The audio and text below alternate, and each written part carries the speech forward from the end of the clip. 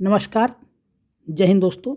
हम लोग बात करेंगे जीएस प्रैक्टिस सेट का, जो आज होने जा रहा है 11 नंबर का जीएस प्रैक्टिस सेट। आपको इसमें मिलेगा 50 अति महत्वपूर्ण जीएस के प्रश्न और उसके अलावा कुछ अन्य महत्वपूर्ण तथ्य मिलेंगे। आपको बता दूं, यह प्रैक्टिस सेट चाहे 68वीं बीपीएससी हो या 69वीं बीपीएससी हो या यूपीपीसीएस 2023 हो या उत्तराखंड पीसीएस 2023 हो या जो एमपी पीसीएस 2023 होने जा रहा है, सभी परीक्षाओं के लिए समझ लीजिए जिसमें भी जीएस पूछा जाता है उन सभी परीक्षाओं के लिए बहुत ही महत्वपूर्ण है। सीधे बात करते हैं हम लोग पहले प्रश्न में। आगे बढ़ने से पहले एक बात कहना चाहेंगे, जो भी वीडियो को पहली बार देख रहा हो, चैनल पर पहली बार आया हो, वीडियो पूरा देखे, पसंद आए तो लाइक करें और भैया अनुरोध है चैनल को सब्सक्राइब कर लें। मन कहे तो मत कीजिए, पढ़ लीजिए अच्छे से। बात करेंगे हम लोग पहले प्रश्न के बारे में। पहला प्रश्न क्या है? पहला प्रश्न है, भारत में लोकतंत्र इस तथ्य पर आधारित है कि जनता को मौलिक अधिकार प्रदान किए गए हैं, जनता को सरकारों को चुनने तथा बदलने का अधिकार प्राप्त है, यहाँ संघीय व्यवस्था है, यहाँ का संविधान लिखित है। तो जो राइट आंसर होगा वह क्या होगा? जनता को सरकारों को चुनने तथा बदलने का अधिकार प्राप्त है। आप सब देखते हैं अपने दैनिक जीवन में। उसके बाद हम बात करेंगे दूसरे प्रश्न की। भारत में संसदीय सरकार की निम्नलिखित विशेषताएं हैं। मंत्रिपरिषद सामूहिक रूप से उच्च सदन के प्रति उत्तरदायी होता है। बगैर सांसद बने कोई व्यक्ति केवल 6 माह तक मंत्री पद पर रह सकता है। मंत्री अपना पद संभालने से पहले लोकसभा अध्यक्ष के समक्ष शपथ लेता है और भारत में राष्ट्रपति वास्तविक कार्यपालक है। तो जो इसका जो राइट आंसर होगा वह होगा ऑप्शन नंबर डी। केवल इसमें 2 सही है। बगैर सांसद बने कोई व्यक्ति केवल 6 माह तक मंत्री पद पर बना रह सकता है। आर्टिकल 75 में लिखा गया है, उपखंड 5 में, कि अगर कोई भी व्यक्ति सांसद नहीं है तो भी उसे प्रधानमंत्री 6 माह के लिए मंत्री पद बना दे सकता है, लेकिन उसे 6 माह के अंदर चाहे लोकसभा का हो चाहे राज्यसभा का किसी न किसी सदन का मेंबर बनना पड़ेगा। तो जो इसमें है पहला पॉइंट इसलिए गलत है कि मंत्रिपरिषद सामूहिक रूप से उच्च सदन के प्रति नहीं बल्कि लोकसभा अर्थात निम्न सदन के प्रति उत्तरदायी होती है। और मंत्री अपना पद संभालने से पहले लोकसभा अध्यक्ष के समक्ष शपथ नहीं लेता है, बल्कि उसे शपथ कौन दिलाता है? राष्ट्रपति दिलाता है। और भारत में राष्ट्रपति वास्तविक कार्यपालक है। अरे भैया, राष्ट्रपति वास्तविक नहीं, प्रधानमंत्री वास्तविक कार्यपालक है। तो ये सब इसलिए गलत हो जाते हैं। तो ऑप्शन नंबर इसमें 2 और ऑप्शन नंबर डी सही होगा, केवल 2। बात करेंगे तीसरे नंबर प्रश्न के बारे में। उससे पहले एक बात कहना चाहेंगे, अगर आपको इसको पीडीएफ चाहिए तो आपको टेलीग्राम पे सर्च करना पड़ेगा टेक IAS। उस चैनल को ज्वाइन कीजिए और वहाँ पे आपको इसका पीडीएफ लगातार मिलता रहेगा। अब हम बात करेंगे तीसरे प्रश्न के बारे में।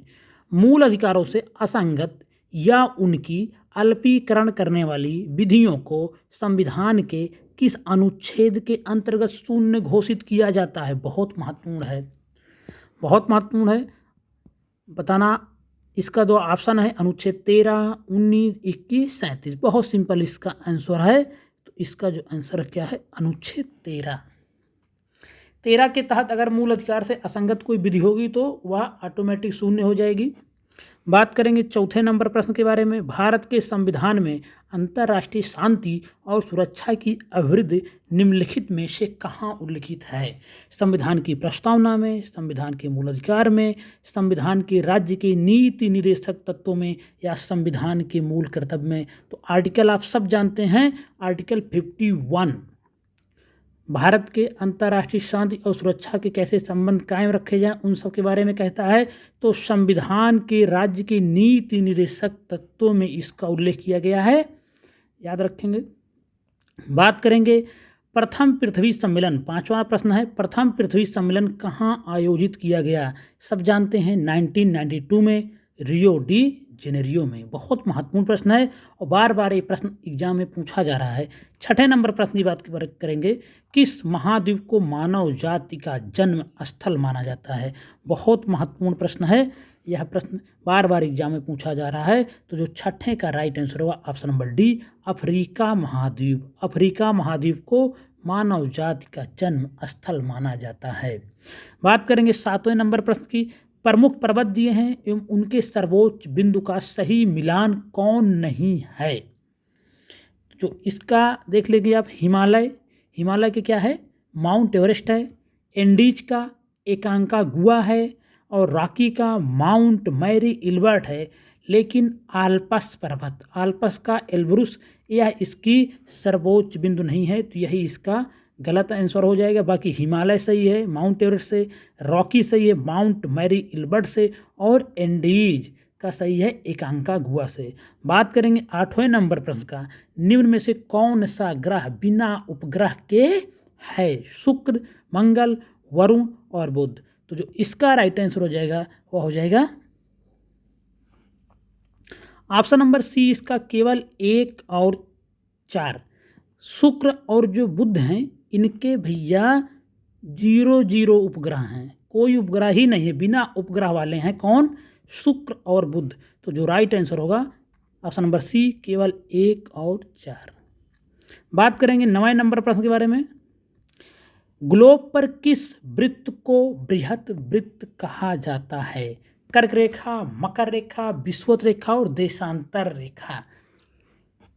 तो जो इसका राइट आंसर होगा वह होगा ऑप्शन नंबर सी, विषुवत रेखा को ग्लोब पर बृहत वृत्त कहा जाता है। आप जब ग्लोब पर विषुवत रेखा को देखेंगे चारों तरफ से, तो एक बहुत बड़ा वृत्त बनाता हुआ दिखेगा, तो वही है विषुवत रेखा को बृहत वृत्त कहते हैं। बात करेंगे 10वें नंबर प्रश्न की, यूएसए के किस राज्य में सिलिकॉन वैली स्थित है? अरे भैया, भारत में भी सिलिकॉन वैली स्थित है। तो भारत में सिलिकॉन वैली कहाँ स्थित है आपको बताना है कमेंट बॉक्स में, और यूएसए के राज्य में सिलिकॉन वैली अवस्थित है। तो जो इसका राइट आंसर होगा ऑप्शन नंबर सी, कैलिफोर्निया में सिलिकॉन वैली स्थित है। बहुत महत्वपूर्ण प्रश्न है, यह प्रश्न बार बार पूछा जाता है। और जो भारत का सिलिकॉन वैली है वह स्थित है बेंगलुरु में। बात करेंगे 11 नंबर प्रश्न के बारे में, इलेक्ट्रोमैग्नेटिक तरंगें कैसे बनती हैं? तो इलेक्ट्रोमैग्नेटिक तरंगें जो बनती फोटान की गति के कारण बनती हैं। साइंस का प्रश्न है, बहुत महत्वपूर्ण है। ऐसे प्रश्न आ जाते हैं आप सुने नहीं रहते हैं और गलत कर जाते हैं। जो साइंस के विद्यार्थी वो तो सुने रहते हैं, लेकिन जो आर्ट बैकग्राउंड के विद्यार्थी होते हैं उनके लिए दिक्कत कर जाती है, फिर आपको तुक्का लगाना पड़ता है। और भैया इस बार तुक्का लगाने पर तो दिक्कत हो जाएगी, निगेटिव मार्किंग आ चुकी है, खासकर बीपीएससी वालों के लिए। बाकी यूपीपीसीएस और उत्तराखंड पीसीएस ये लोग तो पहले से ही व्यवहारिक रूप से मतलब ये सेट हैं कि इनके यहाँ नेगेटिव मार्किंग बहुत पहले से चली आ रही है। लेकिन अगर बीपीएससी की बात करें तो भैया तुक्का मत मारिएगा। इलेक्ट्रोमैग्नेटिक तरंगें कैसे बनती हैं? फोटान की गति के कारण। बात करेंगे संगोला की संधि कब हुई थी? 1850 में, 1724 में, 1750 में, 1728 में। तो जो इसका राइट आंसर होगा वह होगा 1750 ईस्वी में हुई थी संगोला की संधि। बात करेंगे 13 नंबर प्रश्न की, सूची 1 और 2 को मिलाना है। रक्त प्लाज्मा, इसका मिलान किससे होगा? रक्त का चंदन, संक्रामक रोगों से रक्षा, हल्के पीले रंग का। तो भैया अगर आप रक्त प्लाज्मा कभी देखे हो, किसी को ब्लड चढ़वाने कभी गए हो, तो वह हल्के पीले रंग का तरल पदार्थ होता है। बात करेंगे एल्बुमिन क्या होता है? तो यह होता है, तो पहले देख लीजिए ए में क्या हो गया, 3 मिल गया, तो ऑप्शन आपका यही सही मिल गया, ऑप्शन नंबर ए। अब देखेंगे एल्बुमिन, तो यह क्या होता है? ऑस्मेटिक दबाव स्थापित करने का काम करता है। उसके बाद ग्लोब्यूलिन, तो यह क्या करता है? यह संक्रामक रोगों से रक्षा करता है। और बात करेंगे फाइब्रिनोजेन, तो यह रक्त का स्कंदन करने के लिए जिम्मेदार होता है। बहुत महत्वपूर्ण प्रश्न है, साइंस एंड टेक का, देख लेंगे, प्रश्न बन सकता है। बात करेंगे 14 नंबर प्रश्न की, भारत के सर्वोच्च न्यायालय का मूल अधिकार क्षेत्र निम्नलिखित है। भारत के सर्वोच्च न्यायालय का मूल अधिकार क्षेत्र निम्नलिखित है। तो जो भारत सरकार और एक या अधिक राज्यों के बीच विवाद होगा वही सर्वोच्च न्यायालय का मूल अधिकार क्षेत्र में आता है। बात करेंगे 15 नंबर प्रश्न का, किसी राज्य में अधिकतम कितने समयावधि तक राष्ट्रपति शासन लागू रह सकता है? 6 माह, 3 वर्ष, 1 वर्ष, 5 वर्ष। तो जो इसका राइट आंसर होगा, अगर किसी भी राज्य में राष्ट्रपति शासन लागू हो गया राज्यपाल की अनुशंसा पर आर्टिकल 356 के थ्रू, तो भैया यह सिर्फ 3 वर्ष तक रह सकता है। उसके बाद 3 वर्ष के अंदर चुनाव कराना पड़ जाएगा आपको, और कराया जाता भी है।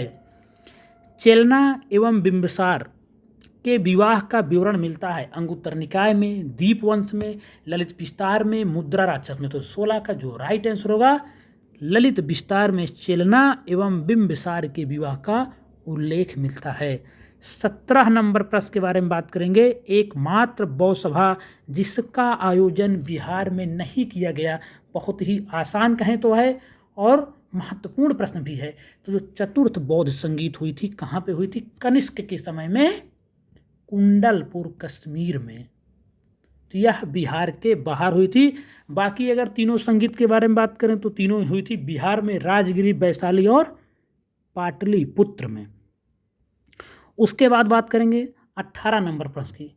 भारत में हीरा धारण करने वाला क्षेत्र कौन सा रॉक सिस्टम है? कौन सी चट्टानों में हीरा पाया जाता है? कहने का मतलब हुआ आर्कियन, विंध्यन, कुडप्पा या धारवाड़। तो आप जानते हैं विंध्यन क्रम की चट्टानों में हीरा पाया गया है, याद रखेंगे। बात करेंगे 19 नंबर। और अगर हम धारवाड़ क्रम की चट्टानों के बारे में चर्चा करें तो धा से धातु और धा से धार। तो धारवाड़ क्रम की चट्टानों में धातुएं पाई जाती हैं। अगर हम बिहार के परिप्रेक्ष्य में बात करें तो जो साउथ बिहार है वहाँ पे धारवाड़ क्रम की चट्टानें देखी जाती हैं। खासकर गया, जमुई, मुंगेर, नवादा, यहाँ पे धारवाड़ क्रम की चट्टानें देखी जाती हैं और यहाँ पे काफ़ी धातुएं भी पाई जाती हैं। अभी हाल ही में जमुई में सोने का काफ़ी बड़ा भंडार है, ऐसा अनुमान लगाया गया, भगवान करे मिल जाए तो अच्छा ही होगा बिहार के लिए भी और देश के लिए भी। बात करेंगे प्रथम जैन महासभा का आयोजन कहाँ किया गया? बात कर रहा है प्रथम जैन संगीत का। राजगिरी, वैशाली, पाटलिपुत्र, वल्लभी। राइट आंसर होगा पाटलिपुत्र। बात करेंगे हम लोग 20वें नंबर प्रश्न का। किस वंश के शासकों ने ब्राह्मणों एवं बौद्ध भिक्षुओं को भूमि अनुदान देने की प्रथा प्रारंभ किया? तो जो इसका राइट आंसर होगा, आप सब जानते हैं, बार बार यह प्रश्न पूछा भी गया है और बीपीएससी में तो प्रश्न सब बार बार रिपीट होते हैं। तो जो इसका राइट आंसर होगा 20 का जो राइट आंसर होगा वह होगा सातवाहन वंश। सातवाहन वंश ने ब्राह्मणों एवं बौद्ध भिक्षुओं को भूमि अनुदान देने की प्रथा प्रारंभ कर दी।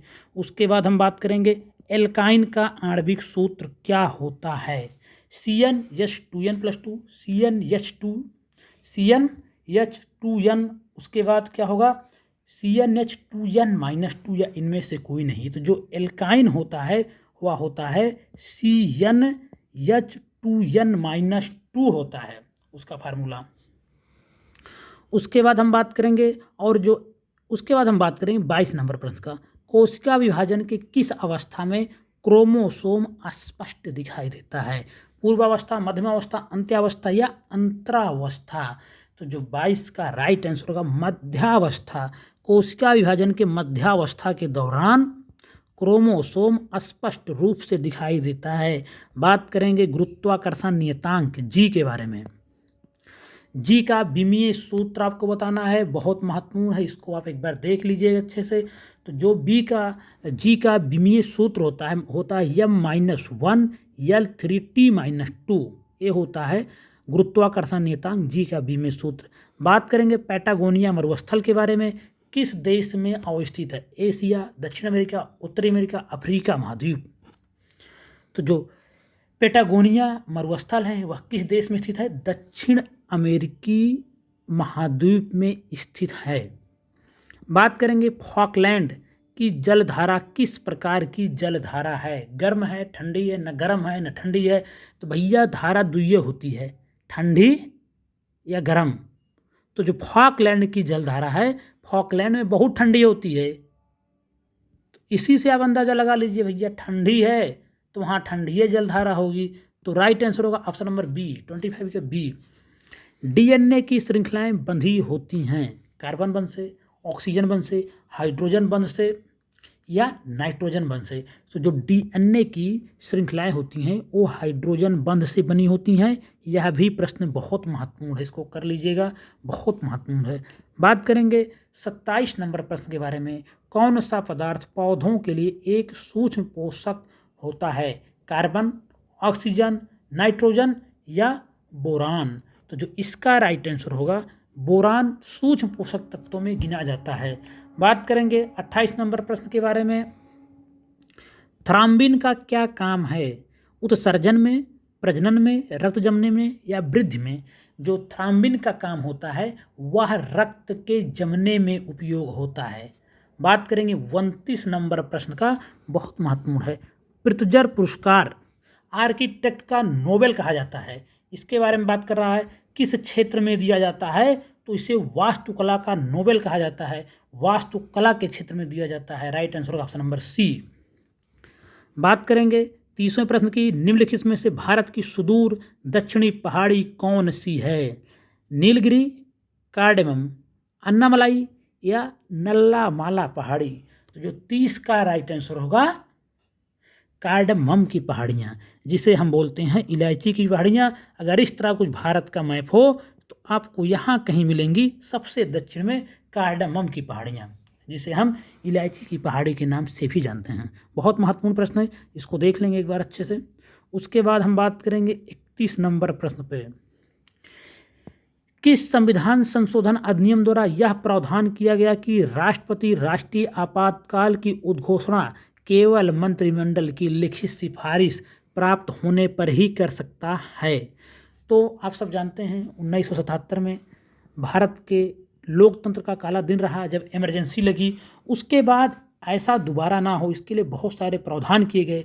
उसी के लिए 1978 में 44वां संविधान संशोधन अधिनियम आया और उसके तहत क्या किया गया कि एक नया अध्याय जोड़ा गया कि जब राष्ट्रपति तभी इमरजेंसी लगा सकता है, राष्ट्रीय आपातकाल की उद्घोषणा कर सकता है, वह जब केवल मंत्रिमंडल की लिखित सिफारिश प्राप्त होगी तब।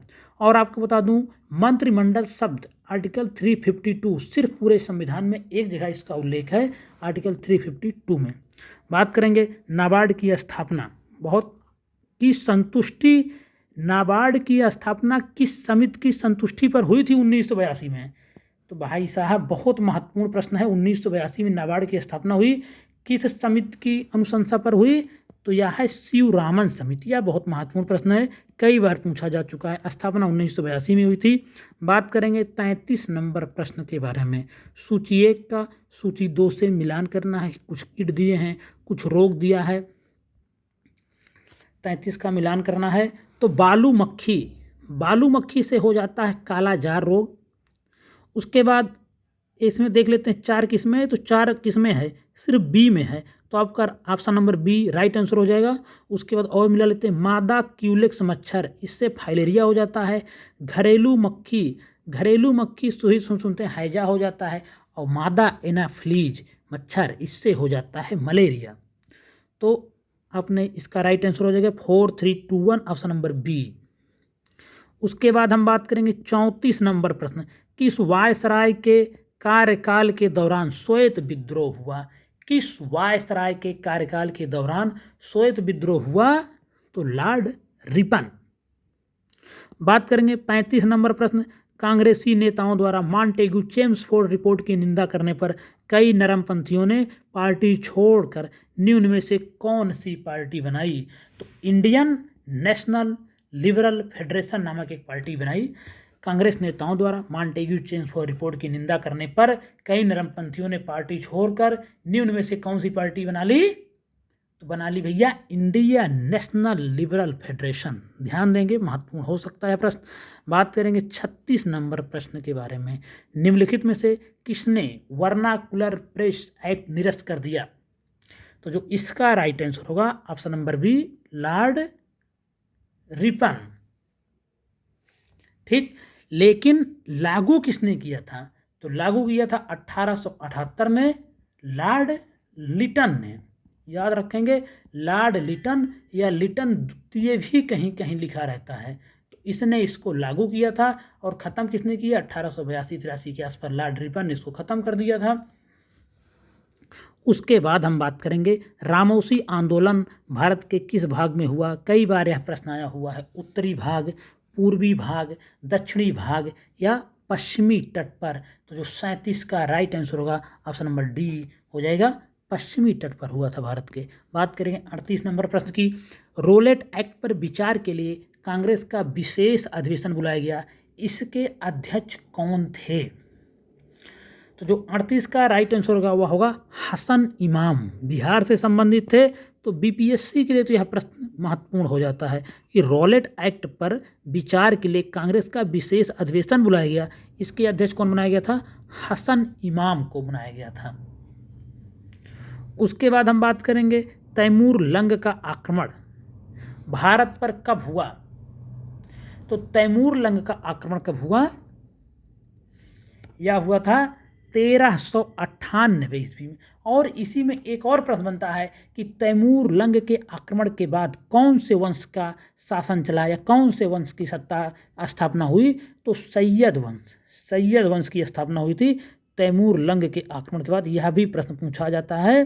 1398 में सैयद वंश की स्थापना, 1398 में जब तैमूर लंग का आक्रमण हुआ उसके बाद किस वंश की स्थापना हुई? सैयद वंश की।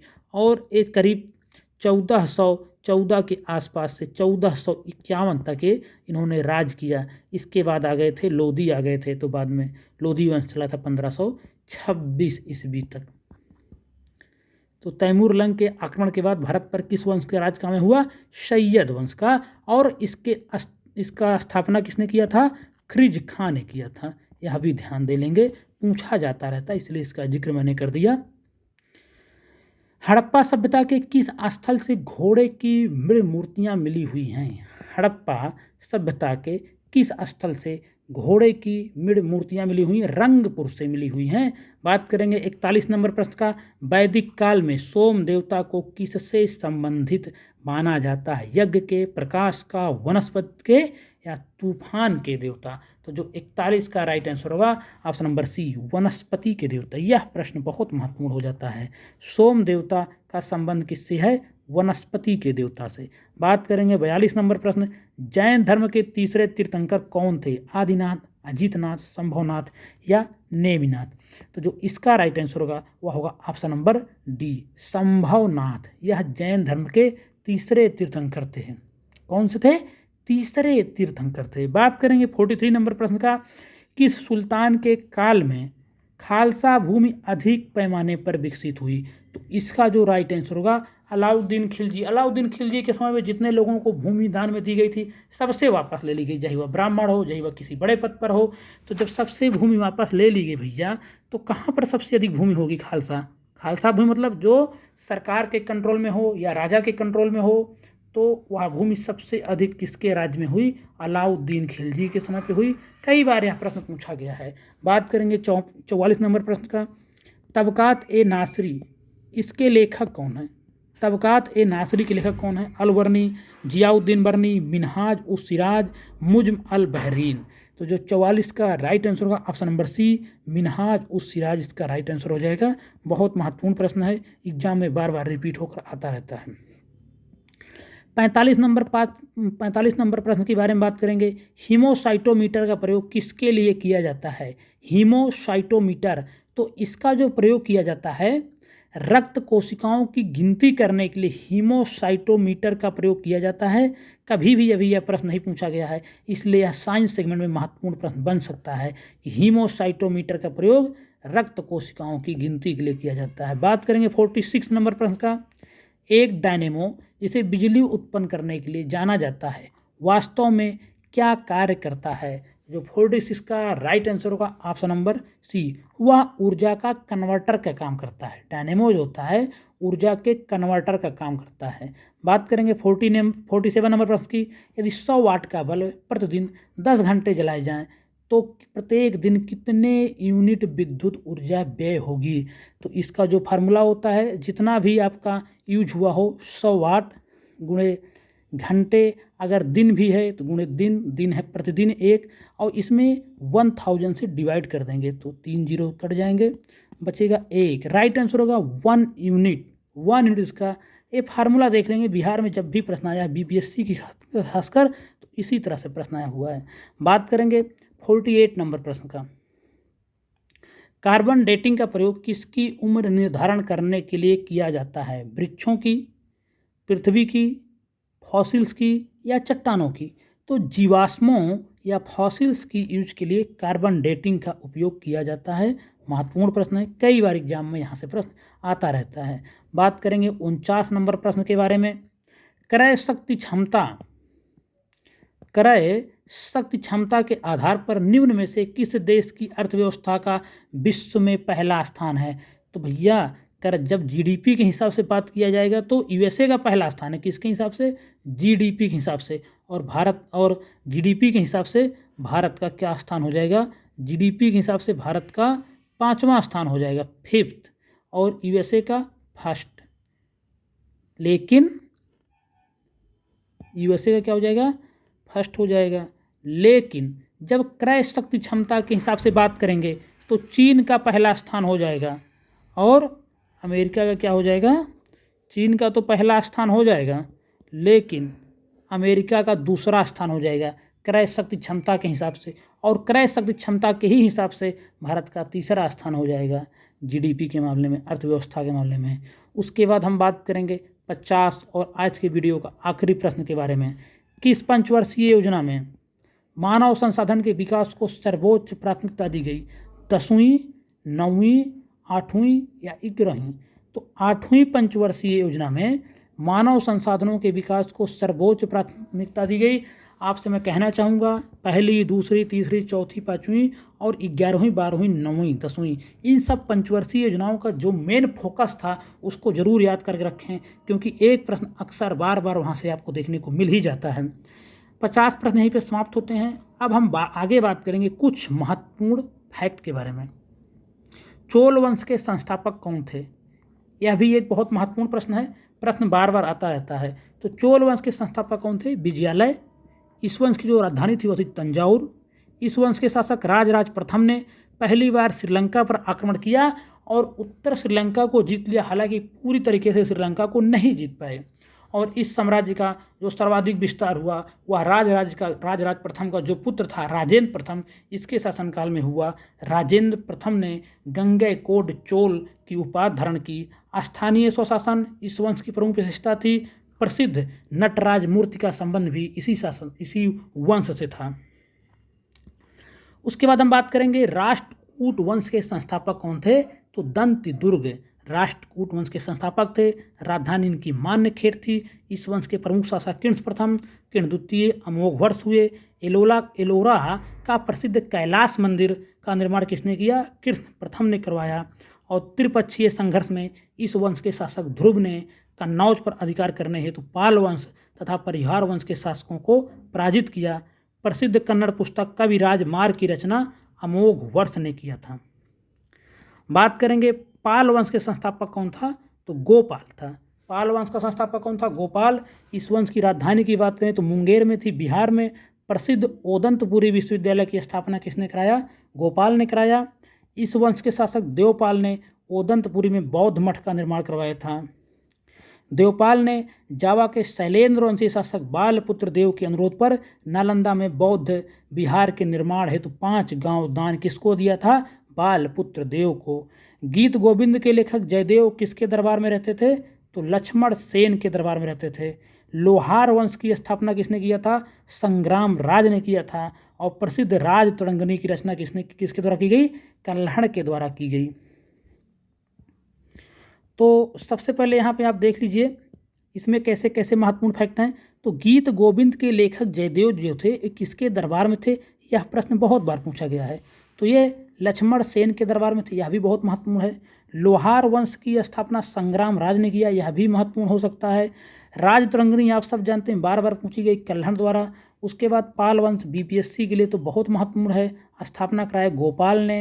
राजधानी इसकी मुंगेर थी, यह भी पूछी जाती है। ओदंतपुरी विश्वविद्यालय की स्थापना किसने कराया? गोपाल ने, यह भी बार बार पूछा गया है। और इस वंश के शासक देवपाल ने ओदंतपुरी में बौद्ध मठ का निर्माण करवाया। और देवपाल ने ही जावा के शैलेंद्र वंशी शासक बालपुत्र देव के अनुरोध पर नालंदा में बौद्ध विहार के निर्माण हेतु 5 गांव दान दिया। यह भी प्रश्न बार बार एग्जाम में आता रहता। उसके बाद राष्ट्रकूट वंश के संस्थापक दंतिदुर्ग थे, यह भी बार बार पूछा गया है। राजधानी पूछी गई है राष्ट्रकूटों की, बार बार मान्यखेड़ है। और एलोरा का जो प्रसिद्ध कैलाश मंदिर है इसका निर्माण किसने करवाया? कृष्ण प्रथम ने करवाया। यह भी प्रश्न बार बार पूछा जाता है। त्रिपक्षीय संघर्ष में कौन जीता था? त्रिपक्षीय संघर्ष में भाग कौन कौन लिया था? तो इस वंश के शासक ध्रुव ने कन्नौज पर अधिकार करने हेतु पाल वंश, प्रतिहार वंश के शासकों को पराजित किया। जो 2 त्रिपक्षीय संघर्ष भारत के इतिहास में फेमस है। उसमें कौन जीते थे? उसमें जीते थे राष्ट्रकूट जीते थे। उसके बाद जो प्रसिद्ध कन्नड़ पुस्तक का भी राजमार्ग है, उसको किसने लिखा था? अमोघ वर्ष, बहुत प्रमुख राजा था राष्ट्रकूट वंश का, उसी ने लिखा था। उसके बाद हम बात करेंगे चोल वंश। चोल वंश की स्थापना विजयालय ने, पहला प्रश्न यही बहुत महत्वपूर्ण है। राजधानी तंजावुर, यह भी बहुत महत्वपूर्ण है। राजराज प्रथम ने सबसे पहले श्रीलंका पर विजय प्राप्त की थी और इस साम्राज्य का जो सर्वाधिक विस्तार किया राजेंद्र प्रथम ने, राजराज प्रथम का पुत्र था और इसने संपूर्ण श्रीलंका को जीत लिया। अगर प्रश्न आता है श्रीलंका के उत्तरी भाग को किसने जीता था, तो वह था राजराज प्रथम। लेकिन अगर संपूर्ण श्रीलंका को किसने जीत किया था, तो वह था राजेंद्र प्रथम। और राजेंद्र प्रथम ने ही गंगैकोंड चोल की उपाधि धारण की थी।